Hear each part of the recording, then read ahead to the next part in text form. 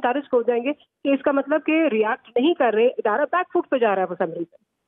ठीक है डॉक्टर मारी हमारे साथ रहिएगा। यहाँ पर मैं ज्वाइन किया है सीनियर तज्जियाकार अवैस तौहीद साहब ने। बहुत बहुत शुक्रिया सर वक्त देने के लिए। आप इस सारी सूरत हाल को किस तरह से देख रहे हैं? लसपेला हेलीकॉप्टर हादसा, उस पर अफसोसनाक जो सोशल मीडिया प्रोपेगेंडा, अभी वो सारा मामला चला, फिर डॉक्टर शहबाज गिल का वाकया, कानूनी कार्रवाई जारी है, अब इमरान खान के बयान पर ISPR का शदीद रद्द-ए-अमल, क्या कहेंगे आप सर?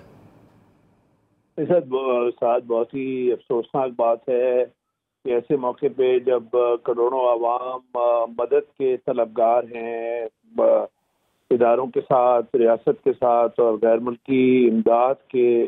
तलबगार हैं, जो सैलाब ज़दगान हैं,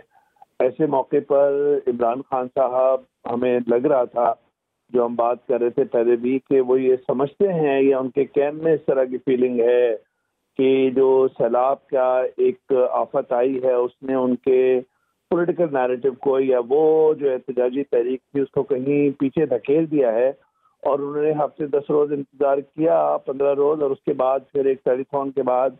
उन्होंने अपनी एहतजाजी तहरीक शुरू कर दी, जिसमें वो सियासी हरीफों को निशाना बना रहे थे। और हमें ये भी अंदाजा था कि इससे पहले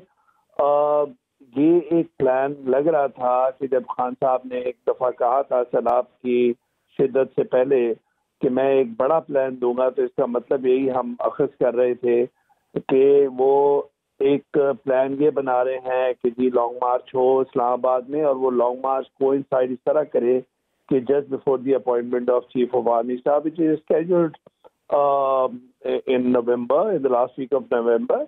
और जो तब्दीली होनी है या जो नई अपॉइंटमेंट होनी है वो एक आइन के अंदर एक डिफाइंड एक तरीका है, प्रोसीजर है, लेकिन खान साहब के कैंप में अपने हुकूमत की रुखसती के बाद वो ये समझते रहे हैं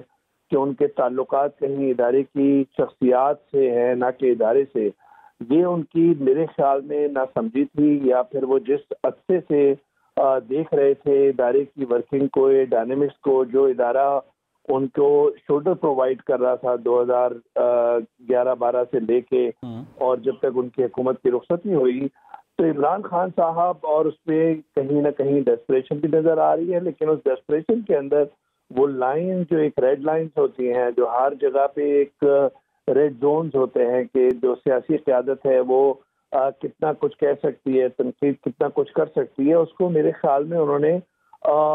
एक तरफ साइड पे रखा है और वो हद को क्रॉस की है, और उन्हीं हदूद और क़यूद की बात की है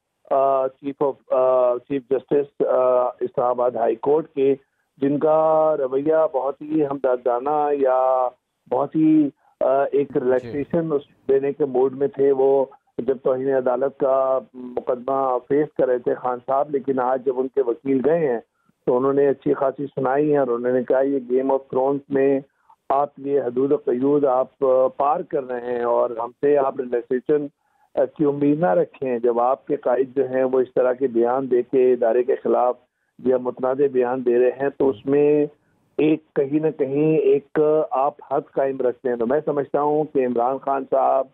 जो मुस्तकिल एग्रेसिव पोस्चरिंग कर रहे थे, लेकिन वो समझते हैं कि उनके channels of communication with the establishment वो रिस्टोर नहीं हो सके और वो अभी तक नहीं, और वो इस सारे प्रोसेस के अंदर ना कि वो ब्रिजेस मैन करते एक ऐसे लीडर जो कैरिस्मेटिक पर्सनालिटी समझे जाते हैं, जो क्राउड पुलर समझे जाते हैं, जिनका एक काफ़ी यूथ के अंदर ओवरसीज पाकिस्तानी में एक बहुत बड़ी सपोर्ट बेस है, वो अगर एक गैर जिम्मेदारी से बात करेंगे या बेसब्री में ऐसे अल्फाज की अदायगी करेंगे जिनसे कहीं इदारे की साख को नुकसान मुस्तकिल पहुंचता हो, तो मैं समझता हूं कि न सिर्फ अफसोसनाक है बल्कि आने वाले दिनों के अंदर इमरान खान साहब को इसके शदीद कॉन्सिक्वेंसेज या मिज़बरात जो हैं उसका सामना करना पड़ेगा। और तहरीक इंसाफ में जो खान साहब के दाएं बाएं जो बहुत ही क्लोज उनके जो लीडरान हैं, उनको भी खान साहब के इन बयानात को जो समझा जा रहा है कि वो मुतनाज़े हैं और उन्होंने हदूद और क़यूद पार किए हैं, इदारे की साख को नुकसान पहुंचाया है, शायद उनके लिए भी ये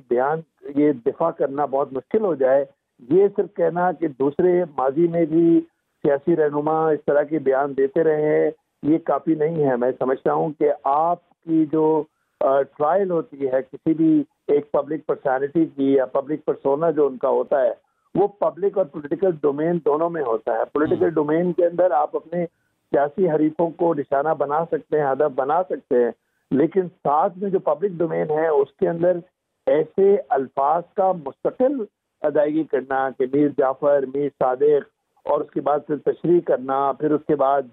کون لوگ ان سازش میں ہیں, اس کے بعد ان کے چیف اسٹاف جو تھے مسٹر شہباز گل, انہوں نے ایک 15-17 منٹ کا ان انٹرپٹیڈ انٹرویو دیا جو متنازع تھا, جو قابل مذمت تھا. اس کی بھی مذمت خان صاحب نے کوئی 5-6 روز کے بعد کی ہے. تو کہنے کا مقصد یہ ہے کہ جو تواتر کے ساتھ جو اس وقت